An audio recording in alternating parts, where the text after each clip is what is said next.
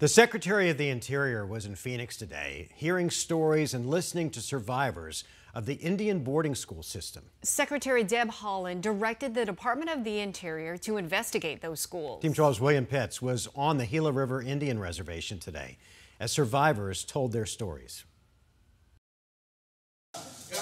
They didn't want this prayer to survive, or the words written on the walls. But they did. We must speak of it. And for the first time, survivors of the Indian boarding schools can speak of it to the person in charge. Federal Indian boarding school policies have touched every single Indigenous person I know. Some are survivors, some are descendants, but we all carry the trauma in our hearts. Federal Indian boarding schools existed until 1969. Officials say the schools systematically stripped Native children of their culture and identities. There were 47 schools in Arizona, including the Phoenix Indian School in downtown Phoenix. Those children were forever changed by their experiences. I don't speak my language. I don't know my culture as well as I would like to.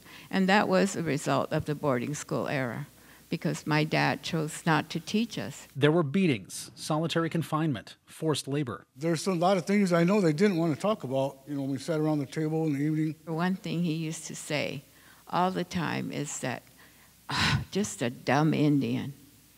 And I always wondered why he said that.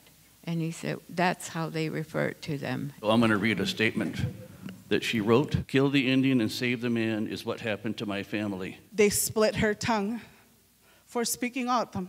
What happened to all those children that didn't go home? That's the question that started this entire project and the listening tour. The bodies of hundreds of children found buried at boarding schools in Canada. This year, the Department of the Interior said it found 53 burial sites across the United States and expects to find more. The question is whether Phoenix Indian School was one of them. I have looked upon ledger after ledger after ledger of names of children and their ages and their tribes. And it's just heartbreaking when you see the thousands of names. There were no answers here, no plans to go forward. This was about saying aloud things kept quiet and languages and cultures that survived despite it all. William Pitts, 12 News.